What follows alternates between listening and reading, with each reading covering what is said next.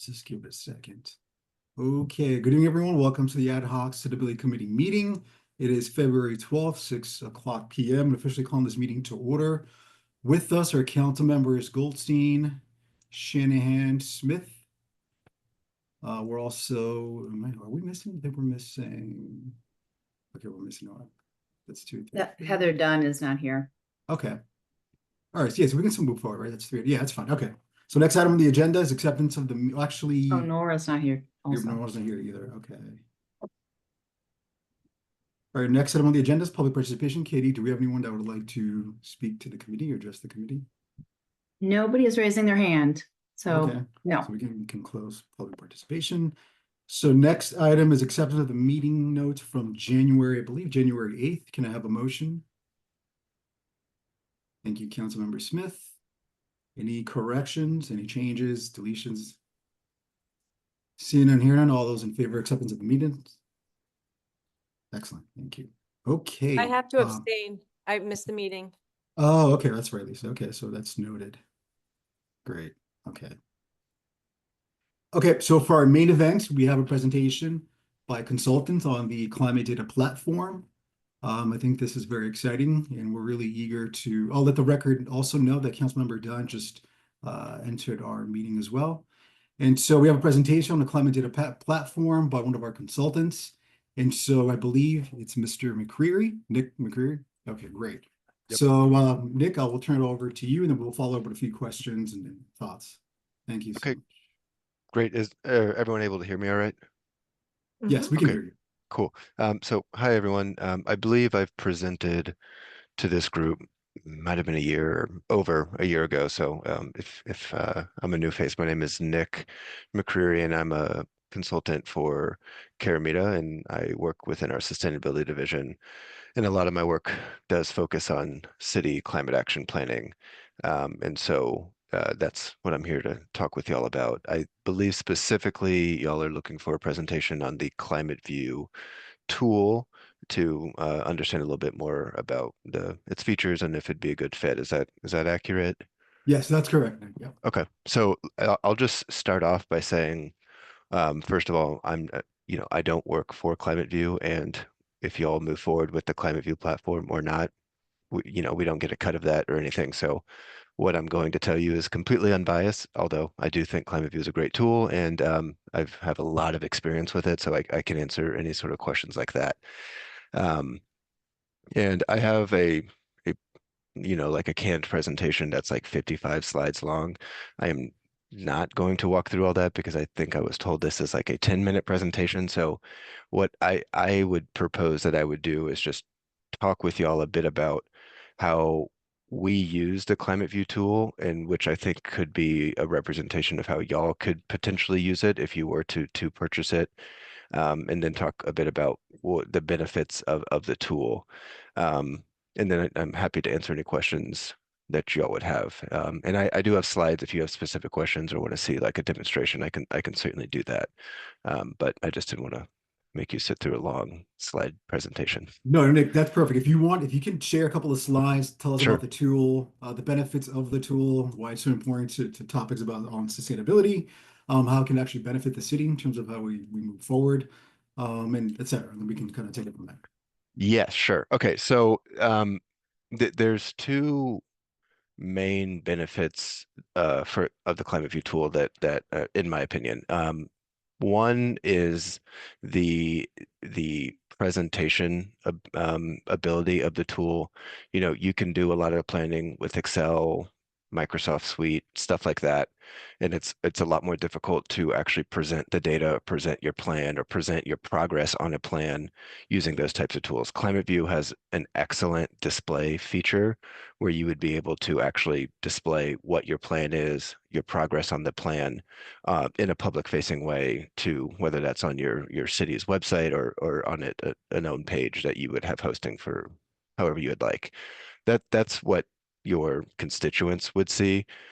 But the more powerful, and I think more important reason that you would probably want to consider a Climate View is how it works on the back end, and sort of works as a tool that y'all could use as not only to develop a climate action plan, but to constantly update the climate action plan, because that's really what you're going to need to be doing to stay on top of meeting the goals that you set. And so I'll pull a few slides up if you don't mind to sort of demonstrate what I'm talking about. And I can also show you what the dashboard would look like. Okay, so the way Climate View is that sharing now. There we go. Okay, so the way Climate View is organized is around what they call transition elements. And so these are going to be, here's just a visualization of all the different transition elements that are included with the platform when you purchase it. And the transition elements are going to be a representation of any sort of activity shift from a high emission activity to a low emission activity. And the point of these is that a collection of these transition elements should help from a physical perspective reach your greenhouse gas emission targets. And so that's where you will start with selecting these, and all of these have different activity data that would be directly tied to a greenhouse gas inventory that you would input into the tool, or you would have an outside firm help you input into the tool. And so here's an example of one so this is increased proportion of public transportation. So behind this, what they call transition element would be a bunch of data that would demonstrate how increasing the proportion of public transportation would actually reduce greenhouse gas emissions for Norwalk. And so for this one, I know the activity data is based on the amount of people shifting from internal combustion vehicle travel to public transportation. So the way it calculates it is you would put in the number of vehicle miles traveled currently, and then you can use Climate View's emission modeling tool to set what your goal would be for this shift. So if you're saying you want to shift half of these vehicle mile traveled by 2030 and then the other half by 2050, there is the back end components of the tool is able to then automatically calculate what that reduction would look like. And you can do that live year over year, every quarter, and adjust that based on where you're actually seeing those shifts happen. And so you can do that level that for any sort of the transition elements that are included. And a cool thing about Climate View is they have a lot, almost all of the theoretical transition elements that are physically possible. And so those are already preloaded in. But if there is some obscure measure that you would want to include, you can create a custom element and include that in.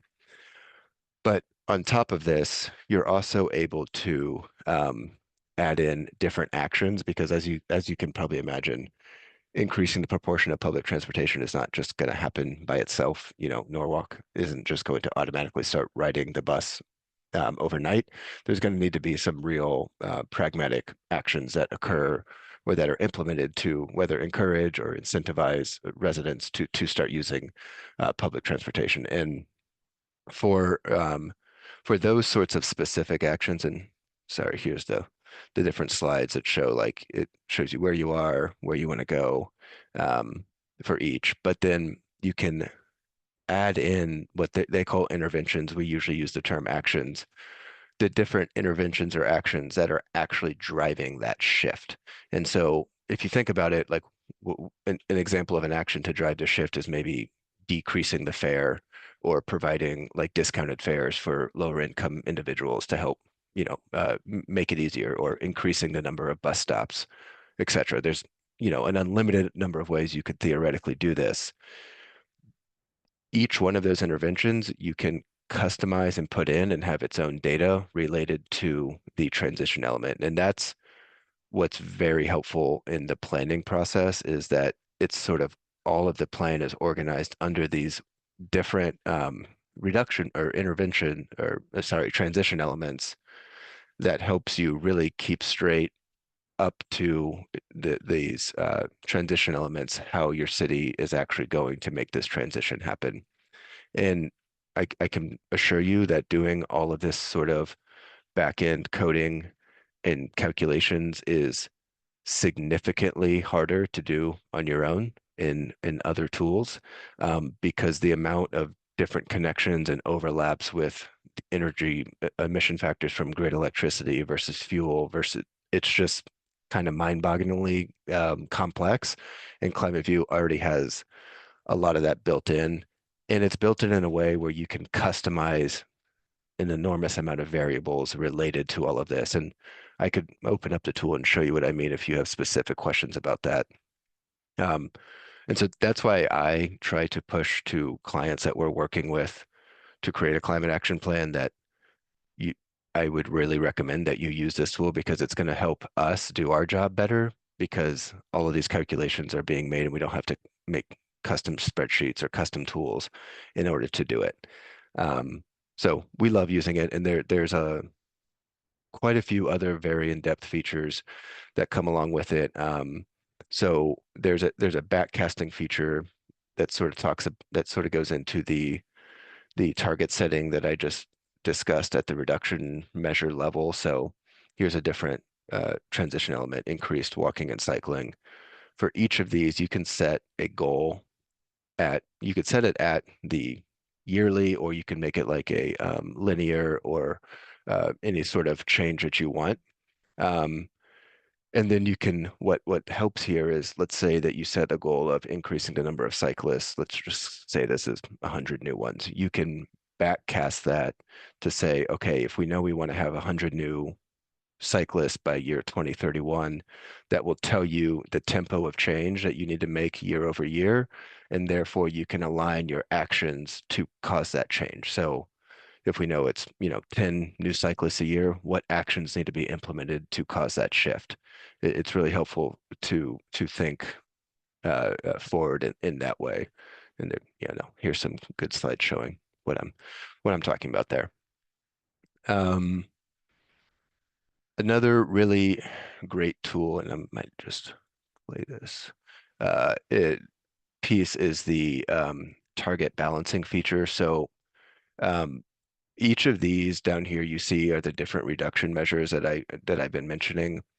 And once you have a collection of those put into the tool, you can sort of balance their targets against one another. So as you're increasing, let's say, the target of multifamily retrofitting, these other areas will automatically decrease, because the relationship between there is a relationship between, if you're increasing efficiency in one sector, then you don't necessarily have to in other sectors. And the tool already has all of that math essentially built into it.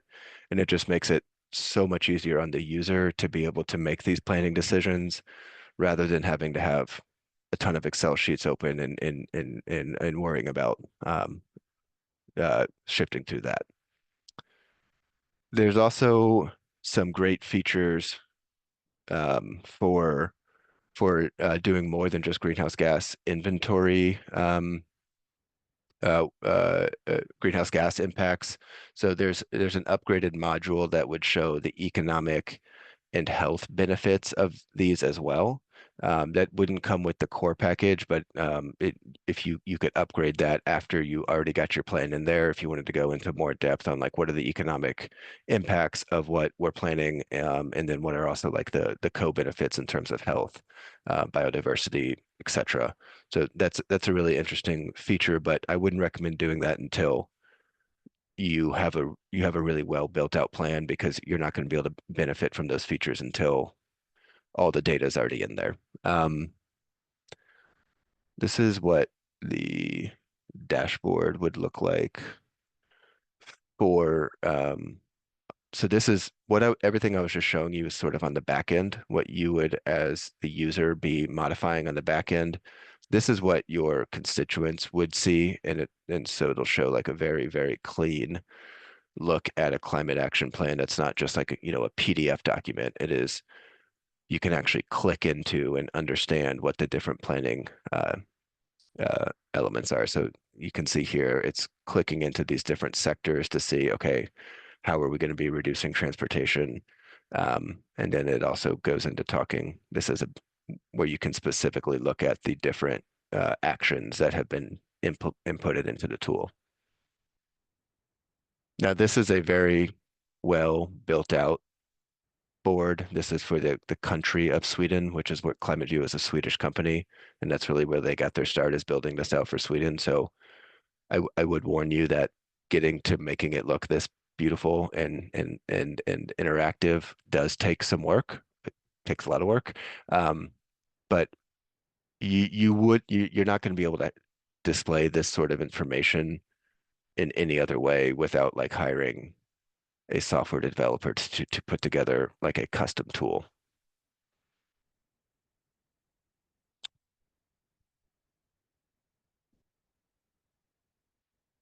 So that's a quick and dirty overview. I'm sure they have better salespeople to talk about the, have a smoother transition about that. But I'm happy to, are there any outstanding questions or anything you want me to go over in more depth? I'd be happy to pull up the tool. Yeah, And, Nick, that'd be great. If you could put up the tool, that'd be fantastic. So from what I understand, so is it easy to integrate to existing systems on the city side in terms of like data? Would you have to connect via API, relational database? Can we upload data, or how does like the back end actually work with this tool? yeah, it depends on what your data is that you're trying to upload. So really the data that you would want to input is greenhouse gas data. And I'm fairly certain that y'all already have a greenhouse gas inventory because I'm pretty sure we did it last year. So that should already be in place. And therefore that data, you would need to update that annually, preferably, but I can show you what that would look like. Let me sign in. All right, great, thanks.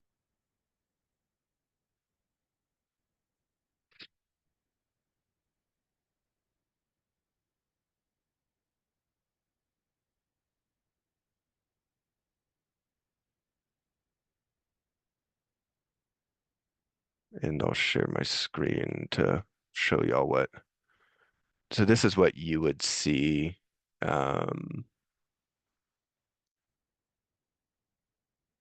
It on the back end of a tool. So this is one of our projects with Louisville.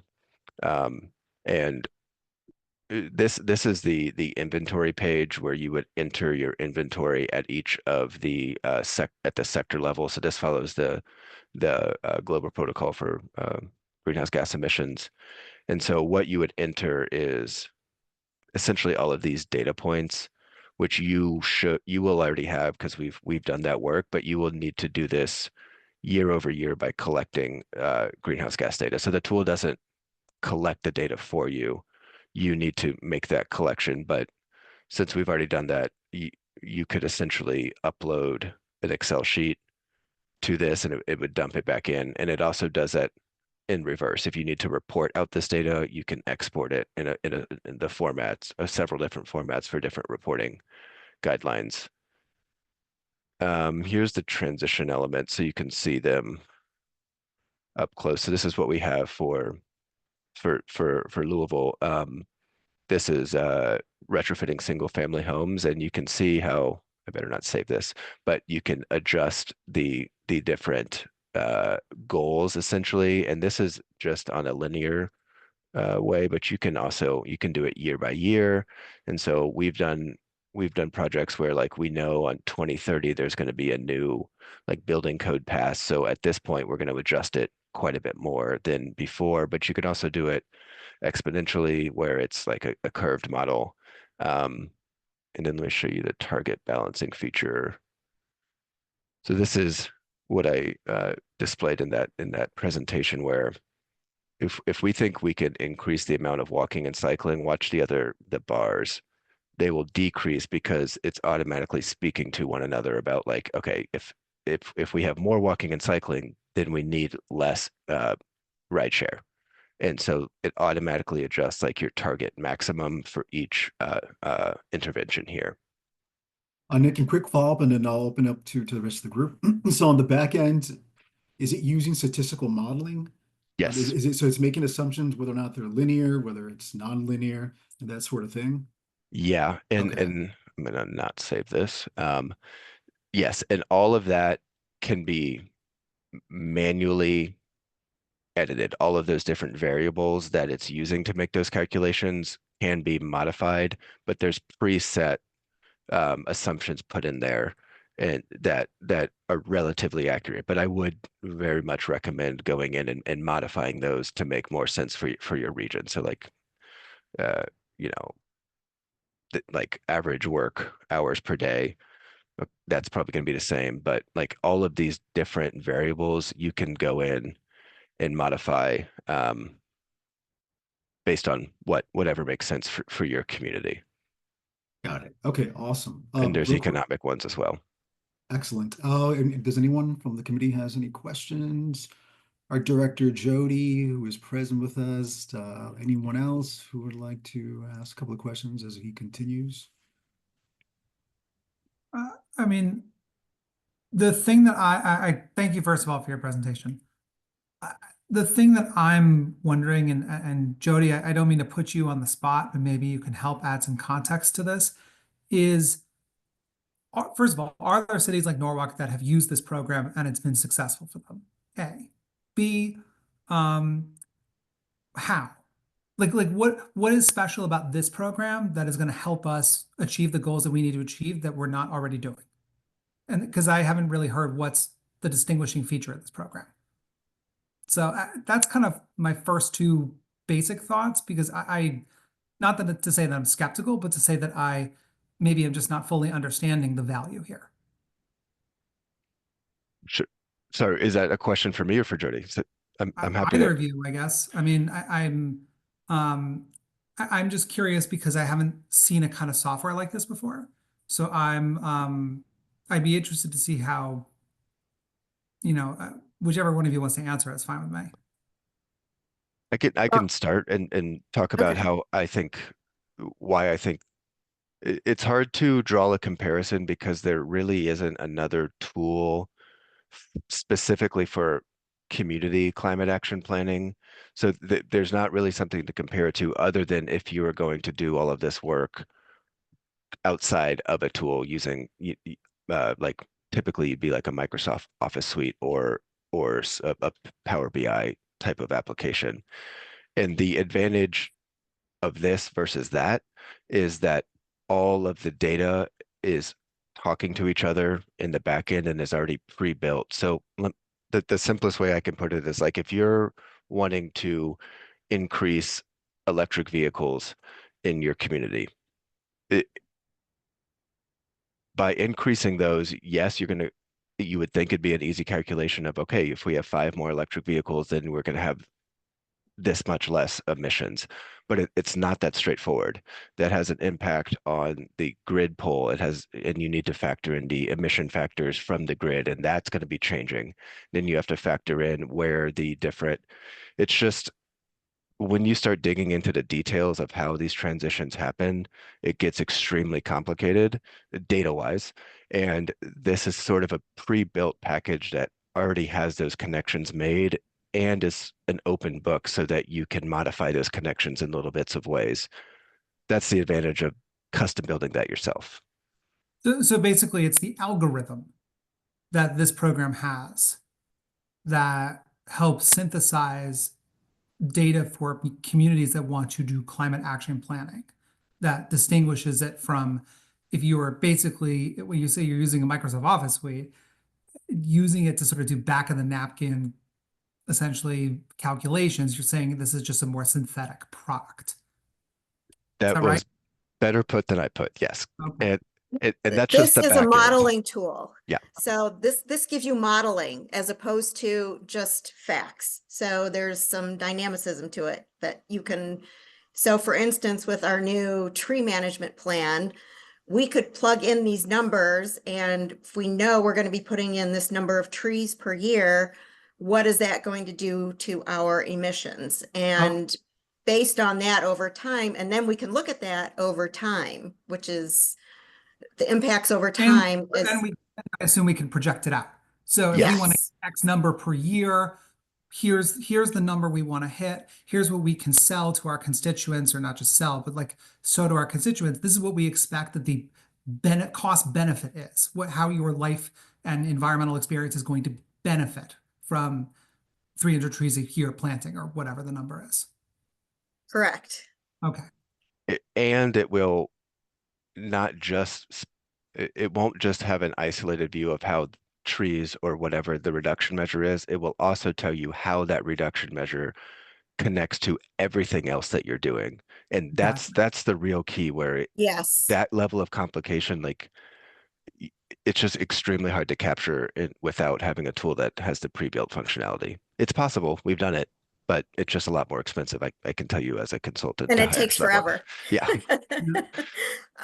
So yeah, it's like, so you're planting the trees, but it also impacts water and air quality and, stormwater and all of the other factors in human health that come into play when you plant trees. And this tool is able to pull all that, synthesize all that together Yeah. and calculate all of that for you. Great. Thank you, Nick. Councilmember Smith, I see you have your hand raised. Yeah, thank you, Chair Lopez.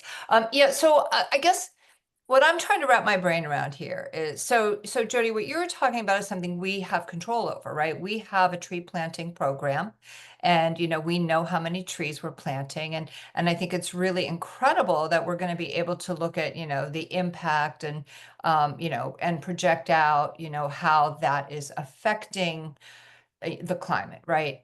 But the other things that I'm hearing are really more like, it's like human behavior, right? So like we want people to buy more electric cars and would like to see people ride bikes more, but we don't really have control over that, right? As a city. So like how does that help us? Like, like I'm just, do you understand what I'm saying? Like, I'm just having a rough time Absolutely, wrapping my yes. brain around like the value around those types of things.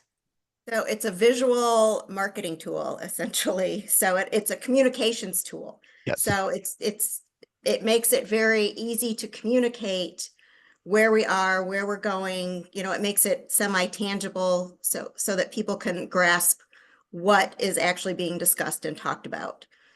Does that make sense? A little bit. I mean, so in other words, say, we put this data on the city website, all the data that we have, what's it called? The Tom, help me out. The dashboard? The dashboard, thank you. Yeah, the dashboard. So say we put this information on the dashboard and people see it and they're like, oh, look. I don't know if you can hear me. I see that I froze. Yes. Yeah, so, oh, look at the impact of people driving electric cars in the city. Look at the impact of people, riding bikes more, and that will encourage them to Get I on don't know. board. ride like that. Got it. Okay, that's helpful. Thanks. Or, if it's something that we want to encourage, we can, develop a campaign, a community education campaign around this information. And it gives you, a way to explain it to people. Okay, thanks. Yeah, that's really a big key on something we've not talked a lot about is the communication aspect of it. As Jody, I'm sure you're very well aware, explaining these concepts, it can get quite difficult because it's really complex. And having a tool like this to be able to show by switching to electric vehicles or by walking more, this is how you're impacting the overall picture. And it's just nice and clean and user friendly. So it will help on the communication side as well. And we've used it a lot in communities to do that projections, and we found it just makes it easier. Great. Thanks, Nick. Councilmember Najolski-Agner, so you have a hand up. Yeah, thank you very much for this presentation, and very excited to have you in place, Jody. So to relate to these questions, because I do really get the value in communications here. Is it interactive, or can it be interactive? So could you have a community listening session where this is up on the screen and you can say to people, so, hey, if you commit to walking more, then we don't need to, let's play with the slider bars, basically. What happens if we all commit to this? What's going to happen? And what if we commit to that instead? What's going to happen? Like, is this, or does it have to be sort of, how interactive is it? I guess that's the easiest way to ask the question. You certainly can use it in that way. And that is how, when we're like hired to work on a project and we are using the tool, that is exactly what we do, is not necessarily with like the wider public, but with what we call like working groups. So we bring in some experts who are helping write the plan from the community. And we do use this to show like, okay, if you want to set a goal of this many transitions to bikes, this is where your targets in other areas are going to have to be based on what you just said. So it will help your decision makers to understand what your targets need to be in all of these areas because they're all connected. And that's very difficult to do without having a tool that does all that connection, which again, you can do it. It's just it's way less smooth. It's the best way to put it. But for a public setting, it's also really nice to use the dashboard feature to essentially have this as a presentation that you can use instead of a slide deck to show, okay, here's where the emissions are for this sector. Let's zoom in and show what exactly we're doing to create this reduction or projected reduction. Yeah. Thanks. I know that's super helpful. It is very cool. I have to say that is a very cool tool and I totally get it. I think in general, I will just add my 2 cents of like, I think the people in leadership are bought in. I actually think where we need to sell is really to the broader community. So I'm actually very interested in this question of how we sell to the broader community, because I think the people in this room, we have bought in, we are down. It's really the question of what do we do to help other people understand why we're choosing to invest this, why the vision is the greenest city, why we're making these decisions. That's what I think could be very helpful here. Not the presentation of a sort of fait accompli, but these are all the variables and choices, and these are going to be the consequences of those choices. So which choices have the biggest impact for the most tolerable changes to your life?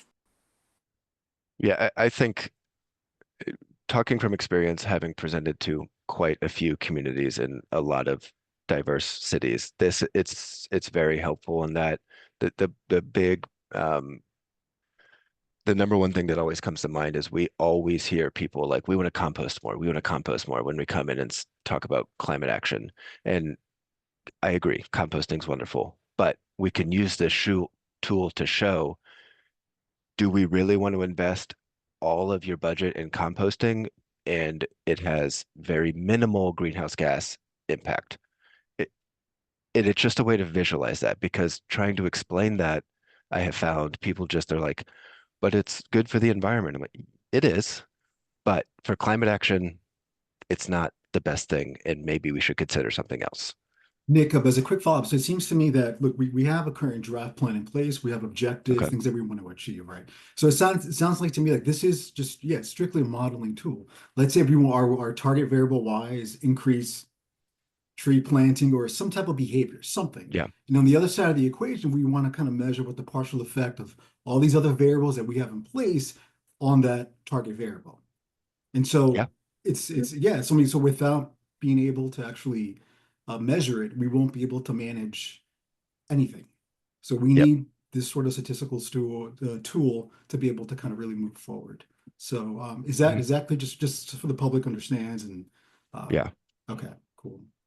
Does anyone have any other question? I think Councilmember. Oh, yes, Jody, go ahead. So this type of tool and maintaining, so it's like I've been very excited to get this information and go through this presentation to find out more about this program, because it's the mayor's objective to be the greenest city, and it's like, well, what does that mean? And so this is a way of communicating that to the community.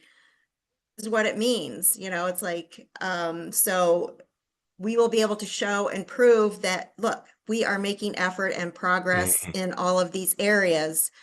And, it'll give us bragging points as, that we are actually making progress.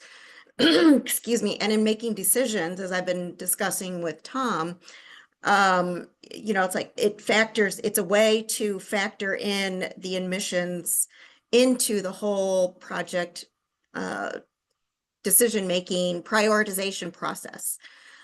So, it's like where do we want to spend our money? Because it's limited, right? So if we want to be the greenest city, you know, what does that mean to us as a city, and how are we going to measure that? And so it's a way of providing that measurement, so that then people can actually see what's happening and what we're doing.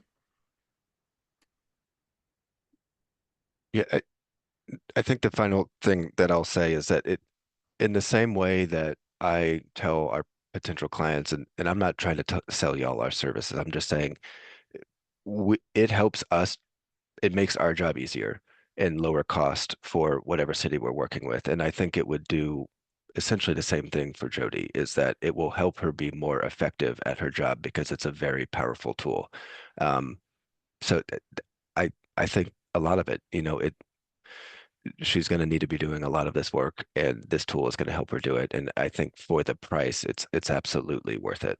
And again, I'm not getting paid for this, so that's just what I feel after using it for several years. I can tell you, when you have to come up and do all these all the calculations manually, it's extraordinarily time intensive.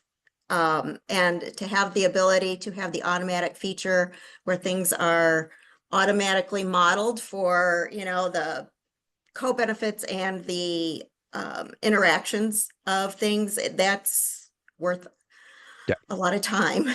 So, Nick, I wanted to ask you, so ClearPath, how would you compare this to ClearPath? ClearPath does not have the modeling capabilities, correct? No, are y'all ICLEI members? I don't believe so. Okay, so there's been a big shift with ClimateView and ICLEI have partnered to distribute the tool to all ICLEI members. It is actually replacing ClearPath. Oh, I don't know the exact timeline. I was just in Sweden going through these talks with them, but it's in the spring that all ICLEI members are going to have access to the basic model. So it'll be called ClearPath 2.0. And okay. so, I mean, I can still answer your question, but it's kind of irrelevant because ClearPath won't exist anymore. Okay. Just Nick, real quick, could you just kind of give the audience or all of us just a little background of what ClearPath is, so everyone kind of gets Yeah. a general sense of what it is, real quick, just like a 2 second. Yeah. ClearPath is a climate planning tool that was developed probably like 10 years ago by ICLEI for California, like emissions or something. I'm not exactly sure, but it's a pretty dated tool at this point, and that's why they've talked with ClimateView to essentially use ClimateView for North America. Awesome, thank you. If ClearPath does, are you able to direct link directly to CDP or other agencies for reporting, or does it need to be exported? Or We were talking about that in the summit like 2 weeks ago. I don't think yet, but that's the ambition, is to have to be able to export a file directly there. I don't think it's there yet, but those talks are happening. great. That would be super fantastic. Yeah, because I know ICLEI and CDP work closely. Yeah. Okay. Let's see. Oh, so is there a full background information on the assumptions that are going into the models, into the modeling? Is that Yeah, all of that information available? yeah, and I'm pretty sure well, I don't want to say this. Yes, there are white papers and like a pretty dense, essentially encyclopedia of how they created all this. I have seen it, but I'm not sure if that is like free to the public or if you would get it by purchasing the tool. But it definitely exists because I've read it and helped edit it, so I know it's there. Okay. Jody, quick question, do you mean using sort of like expertise to decide which variables should be modeled based on theory, right? Not just based on throwing in a bunch of random variables. You mean just kind of something that's much more centralized that comes from experience, right? Knowing exactly what the Yes, to Okay, see if that okay, is right. editable or, you know, tweakable for, yeah, our city. So, Okay, cool. Okay, cool. Yeah. and to see what's gone into it so that I would know how to, interpret those, the calculations that are coming out. This is what Um, you're talking about. It exists. And so this Okay. goes very deep into how all of this is calculated and created with the sources and everything. But I'm not Beautiful. sure how this is distributed. Like I said, I don't work for Climate View. I just work very closely with them to help bring this tool to the US market because we thought it was great and wanted to use it on our projects. Awesome. All right. So yeah, this is new to me. So I was not involved in the first round of the SRP creation process. But it's like, I know our SRP with what's been put in there has accounted for 24% of our emissions. It's Mhm. determined. But I'm not sure how accurate the greenhouse gas data is that went into that Yeah. modeling. So that's going to all need to be edited. So, and then recalculated. I'm fairly certain that Norwalk should already have a board with that data entered in because that is what we did for the greenhouse gas inventory last year. I just wasn't the prime on that project, so I don't know the exact details, but I've seen it and I know the inventory was done in Climate View. Nick, actually, let me ask the rest of the the rest of the council members, do you guys recall what Nick is referring to in terms of the emission inventory, the data inventory that was? Yeah, okay. All right. Yeah, Tom, I remember that Brian had some extra funds that he helped us with that, right? I just don't remember Yeah, I don't know. I don't remember the details either. But so something seems it's probably in place as from what Yeah. I gather. Okay, excellent. Okay. It's definitely in place. I just don't have access to it because my colleague Amber was the lead on that project and she's teaching a class tonight, so that's why I'm presenting. We're, just, if I could just jump in quick, I'm trying to, I'm pulling from a couple of different calendars, trying to connect, Jody, I know I've mentioned this in emails, you with, Nick just mentioned Amber, Nick, and another member of their team at Caramita, along with Brian, to bring you all together in a separate meeting to have maybe a little bit of a more detailed conversation about all this. Fantastic. Anyone else have any other further questions? Anything that comes to mind before we let Nick go? Going once, going twice. Okay, Nick, thank you so much. This is very interesting. Yeah. I hope it kind of clears up a little bit about possible confusion that the public might have on what this tool actually allows us to do. And it seems like it really puts us on a path to be able to really model variables that we'll have in mind to be able to kind of achieve a lot of the objectives that are outlined in our SRP. So yeah, so I look forward to learning more information and hopefully you guys will be able to meet with our director and with Brian and kind of go into like a deeper dive as Katie just mentioned. So Is once there again, a way I can drop the cost into like a chat or something? Because it's quite a bit different than when we last talked because of this ICLAI transformation. So If you want to email it to me, Email, I okay, can make great. sure this committee gets it. Awesome. I can do that. excellent. Nick, thank you so much, man. Really appreciate it. Yeah. Have a good night, y'all. You too. Thank you, Nick. Thank you, Nick. All right, so I now want to formally introduce our director, Jody, that we're very excited to have her. I was trying to just get the meeting going and stuff like that. But we're very excited, Katie, we're very excited, Jody, that you're joining us. And so we really look forward to working with you as a committee. And if you want to say a few words, a little bit about your background and anything that kind of relates to the work you're going to be doing in Norwalk. So yeah, you just pretty much heard what I'm going to be doing in Norwalk. So yeah, a lot of it is going to come down to monitoring, managing, and measuring emissions so that we know what we're doing, so that we can be the greenest community, in the state or the nation. And I'm so excited to be involved with this project and working with that the mayor is so enthusiastic about this goal and objective, and I'm just very excited to actually give some, you know, some teeth to it and show people, yes, we are, and you know, this is what we're doing to achieve that. And you know, it's like to have the support that is really going to help the community it's amazing to know what's possible. So I'm excited to get to work and start hopefully saving some money so that we can shift things and, you know, get this moving forward. So yeah, I always tell people sustainability is always about, you know, it's about reducing waste. It's about, you know, finding those efficiencies so that you're reducing waste and reducing pollution so that, you know, things become obviously more economically feasible when you're cutting waste out of the equation. So, yeah, so I'm very excited. Excellent. Well, welcome to the city. Thank you. Our chief of staff is also present. Tom, do you want to say a few words? Anything you want to add? No, I don't think I need that a lot. I just want to say that we're very excited to have Jody with us.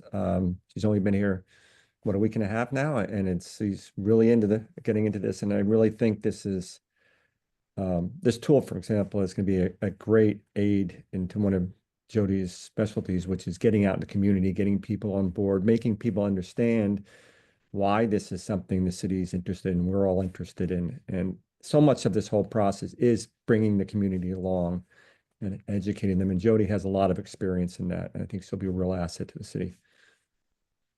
Excellent. Thank you so much, Tom. Anyone else? Any other council members have any questions or want to make a couple of comments? Nothing? Going once, going twice. Okay. Well, this is very exciting, and hopefully we'll learn more. And I'm sure Jody and Tom will keep us updated and stuff. So, so on that note, can I have a motion to adjourn? Thank you, Councilmember Shanahan. I don't have my glasses. Is that you, Lisa? I couldn't really see. Okay, yes, okay. All right, well, thank you so much, everyone, for attending, and we'll keep you posted on the next steps. So Good. everyone have a Welcome, night. Jody. We're really glad you're here. Thank Yeah, good you. night. Awesome. So I'm looking forward to seeing the food forest or the Microforest. Oh, yeah, Yes, the that's on your microforest. calendar, right? It is, yes. Okay, So, awesome. We'll see you on, I think it's the 26th. Yes. Good, So, awesome. all right, If anybody else fantastic. wants to- Yeah, it'd be good. All righty, we'll see you then. All right, take You might care. come too, right? All right, see Awesome. ya. Good night, everyone. Have a good night. Nice to meet you all. Thank you. Bye.